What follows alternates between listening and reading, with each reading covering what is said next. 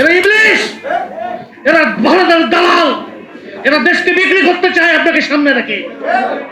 আপনি তাদের কথায় পড়ে গেলে এবার কিন্তু দেশটা সর্বনাশ হয়ে যাবে।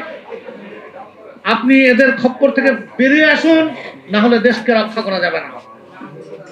এরা এখন আপনার সাথে তাল বাহানা শুরু করছে, কি জুলাইকে ব্যাখ্যা দেয়, হেথা ওথা, এই যে এখানে সেখানে ইত্যাদি আপনাকে ভুল বোঝাবার চেষ্টা করে। জ্ঞান দিয়ে বোঝার চেষ্টা করবেন, না হলে সর্বনাশ শুধু আপনার একার হবে না, সর্বনাশ আমাদেরও হয়ে যাবে।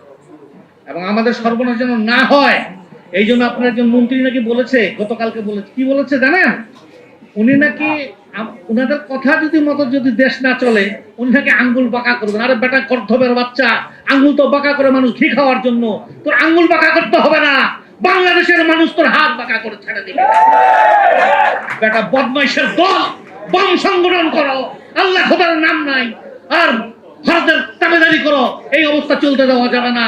এবং এই অবস্থা চলতে দেওয়া যাবে না বলে আজকে এই যে মোস্তাফিজুর রহমান আমাদের ইরান ভাই যে আয়োজন করেছে, এই আয়োজনের মধ্য থেকে আওয়াজ উঠুক, গোটা বাংলাদেশে টেকনাফ থেকে তেতুলিয়া, রূপসা থেকে পাথুরিয়া, আওয়াজ একটাই, জুলাই সনদ বাস্তবায়ন করতে হবে। জুলাই কিভাবে আদায় করতে হয় বাংলার মানুষ জানে, এবং আমাদের নেতা শফিল আলম প্রধান সহ অন্যান্য নেতারা আমাদের সেই পথ দেখিয়ে গেছে। এবার শুধু লড়াই গায়ে গতরে হবে না, লড়াই হবে সমানে সমানে।